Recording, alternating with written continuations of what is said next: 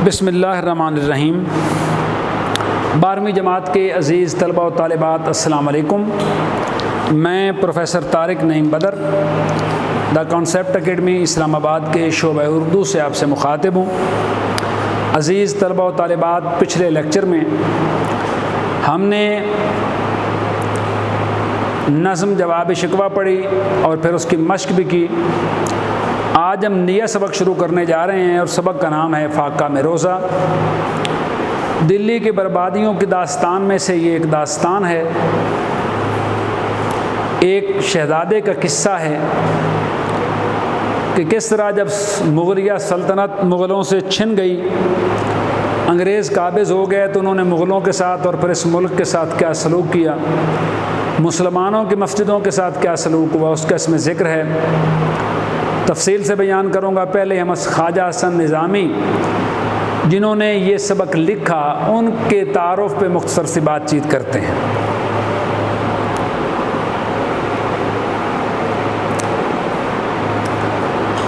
ख्वाजा हसन निज़ामी की विलादत 1878 की है और आपने 1955 में वफ़ात पाई।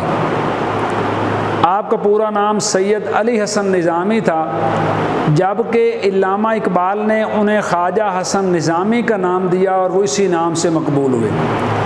यानी ख्वाजा हसन निज़ामी साहब का जो असल नाम है वो सैयद अली हसन निज़ामी है।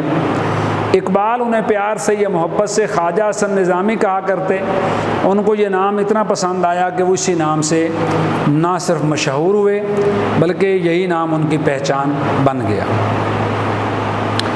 उनकी वलादत दिल्ली से, दिल्ली जो आजकल दिल्ली कहलाता है, भारत का दारुल हुकूमत है, से 3 मील दूर बस्ती दरगाह हज़रत ख्वाजा निज़ामुद्दीन औलिया में हुई। आज भी हज़रत ख्वाजा निज़ामुद्दीन औलिया का जो दरबार है वो मुरज्जा खलाइक है, लोग वहाँ जाते हैं, दुआ मांगते हैं। तो अब वो शहर के अंदर आ गए। उस वक्त 3 मील दूर था शहर से दरगाह जो है ख्वाजा निज़ामुद्दीन औलिया की। अभी ख्वाजा साहब की उम्र सिर्फ 11 बरस थी कि इनके सर से माँ बाप का साया उठ गया। बड़े भाई ने उनकी परवरिश की। ख्वाजा साहब ने एक ऐसे माहौल में आँख खोली जहाँ तसव्वुफ़ की हुक्मरानी थी। तसव्वुफ़ से मुराद है यहाँ पे सूफ़ीज़म। हम कहते हैं मैं यहाँ सूफ़ी आदमी है। कौन? जो रब से लो लगा ले और उसका जीना मरना, हर अच्छाई बुराई का वजह रब रहीम को समझे, आसानी हो जाए तो रब का शुक्र अदा करे, तकालीफ़ आ जाए तो अल्लाह के सामने दस्त बदस्त होकर दुआ मांगे, सब चीज़ों का मंबा रब रहीम को समझे। हम कहते हैं ये सूफ़ी आदमी है। तो ये तसव्वुफ़ है। उन्होंने मुरव्वजा उलूम, मुरव्वजा जो उस वक्त राइज थे, लागू होना, मुरव्वजा के मैंने राइज या लागू होना,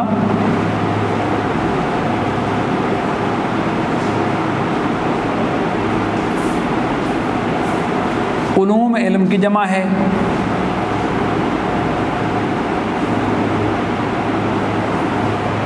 मुरव्वजा उलूम के साथ साथ तसव्वुफ़ की तालीम भी हासिल की। मुंशी ग़ुलाम निज़ामुद्दीन ताजिर कुतुब दिल्ली, कुतुब किताब की जमा है। दिल्ली में साहिब हैं जिनका नाम मुंशी ग़ुलाम निज़ामुद्दीन है और वो दिल्ली में किताबों का कारोबार किया करते थे। कारोबार किया करते थे कि फैज़ सोहबत से उनमें अदबी ज़ौक़ और सहाफ़ती मीलान पैदा हुआ। फैज़ सोहबत से, सोहबत की वजह, सोहबत के मैंने साथ ताल्लुक़, फैज़ सोहबत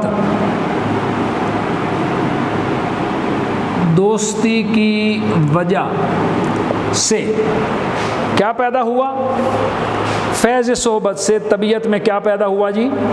लिखा है कि सहाफ़ती और अदबी मीलान, मीलान कहते हैं किसी तरफ झुकाव को, तवज्जो भी कह सकते हैं, तवज्जो या झुकाव, किसी तरफ तवज्जो होना, किसी तरफ झुकाव होना। तो उनका जो झुकाव है अदब की तरफ, वो किन की वजह से हुआ? वो इन साहिब जो जिनका नाम है मुंशी ग़ुलाम निज़ामुद्दीन, और ये दिल्ली में किताबों का कारोबार करते थे, उनकी वजह से इनमें भी वो सहाफ़ती मिलान पैदा हुआ।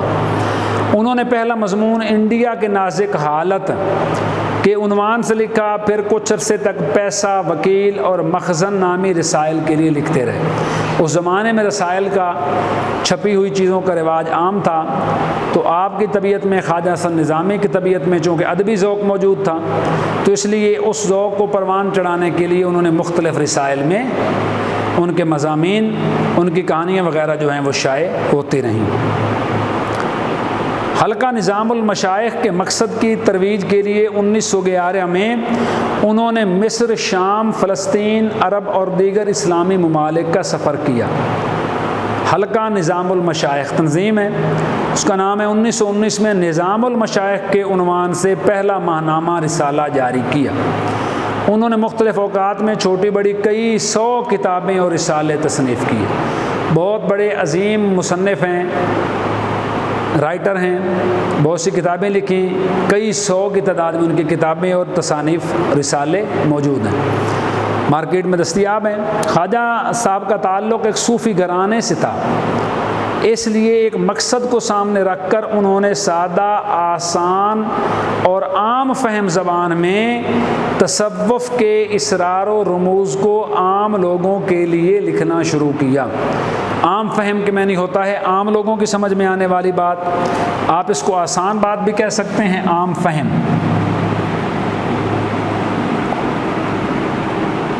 आसान भी लिख सकते हैं और आम लोगों की समझ में आने वाली बात भी कह सकते हैं। इसरार भेद को कहते हैं, राज को कहते हैं, छुपी हुई बात को कहते हैं। रमूज़ रम्ज़ से है, जिसके मानी होते हैं बात करना। अक्ल व फ़हम और अक्ल व दानिश से बात करना रम्ज़ कहलाती है। तो आपने आसान बनाया बातचीत को। उन्होंने ऐसा दिलकश तर्ज़ तहरीर और पैराया बयान किया, पैराया के मानी तरीका इख्तियार किया कि खुश्क और बेकैफ अखलाकी और रूहानी मुबाहिसे तसव्वुफ़ और फ़लसफ़े से निकलकर अदब में दाखिल हो गए। मुबाहिस, मुबाहिसा की जमा है, मानी होते हैं बहस करना, किसी बात पर इल्मी अदबी बहस करना मुबाहिसा कहलाता है। तो कहा यानी खुश्क मज़ामीन को उन्होंने इतने अच्छे अंदाज़ बयां में अच्छे अंदाज़ बयां इस्तेमाल करते हुए खुश्क मज़ामीन को भी अदबी मज़ामीन बना दिया और रूखे फीके मज़ामीन को भी पढ़ने के काबिल बना दिया। इनके मज़ामीन के मकबूल होने की एक वजह यह भी थी कि उन्होंने सबसे अलग तर्ज इख्तियार की। जो कुछ लिखा सीधे सादे और आम पैराए में लिखा। पैराया से मुराद यहाँ पे अंदाज़ है। अवाम के लिए लिखा और इन मौज़ूआत पर लिखा जिन पर इंसान की तबीयत खुद ब खुद मायल होती है। मायल के मानी होता है तवज्जो करना, यानी उन्होंने अवाम के लिए लिखा और ऐसे मौज़ूआत का इंतखाब किया जो अवाम पढ़ना चाहती थी। इंशा परदाज़ी के मामले में उन्होंने किसी की तकलीद नहीं की।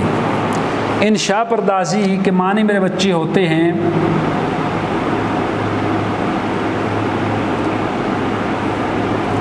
ऐसी कहानी जिसका मरकज़ी किरदार कहानी लिखने वाला ख़ुद होता है, उसे कहते हैं इंशा परदाज़ी। तकलीद मुक़ल्लिद से है, पीछे चलना, बात मानना।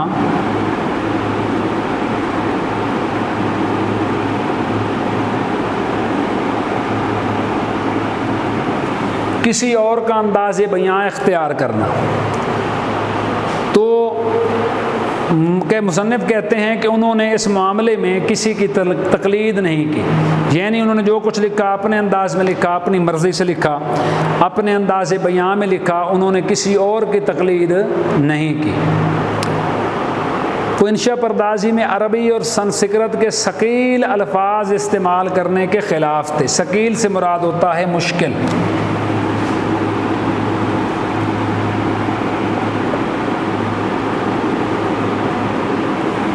अल्फाज इस्तेमाल नहीं किए। वो अपनी सादा, आसान और आम फहम अंदाज में कहते थे, अपनी बात सादा, आसान और आम फहम अंदाज में कहते थे। उन्होंने अपने गिरदो नवाह में जो कुछ लिखा मेनोअन बयान कर दिया, जो देखा वो लिख दिया, उसमें मिसाला मिर्चें डाल के उसको करारा बनाने की कोशिश नहीं की। उनके यहाँ कहीं भी तसन्नो और बनावट नहीं पाई जाती। तसन्नो के माने भी बनावट होता है, आप इसको मसनूई भी लिख सकते हैं।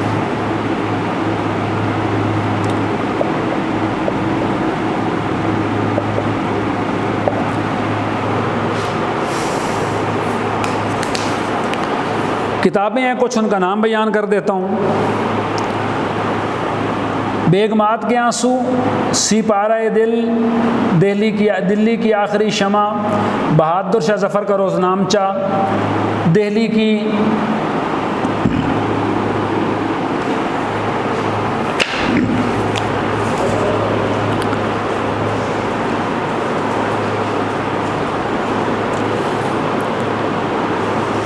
मंजरनामा, झाड़ू, मिस्र शाम, नहीं, यह है सफ़रनामा हिजाज व मिस्र शाम। मेरे पास कुछ प्रिंटिंग की गलती है, इसलिए शायद जग बीती कहानियाँ, अंग्रेज़ों की बिप्ता, महरमनामा, तमाचा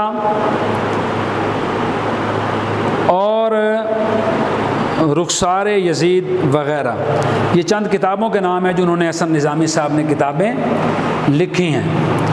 तो इस लेक्चर के दौरान हमने ख्वाजा हसन निज़ामी का तारुफ़ पढ़ा। इसमें कोई बात समझ नहीं आई हो तो आप पूछ सकते हैं। इंशाअल्लाह अगले लेक्चर में सबक हम शुरू करेंगे फ़ाक़ा में रोज़ा, जिसकी बुनियाद मैंने आपको बता दी कि वो जो बातचीत हम करेंगे वो सारी मुग़लिया सल्तनत के ज़वाल पे है और उनके एक शहज़ादे की बिप्ता है, एक शहज़ादे की कहानी है जिसके बारे में ख्वाजा हसन निज़ामी ने बड़ी तफसील के साथ बात बयान की है। तो तब तक के लिए इजाज़त, बहुत शुक्रिया, अल्लाह निगहबान।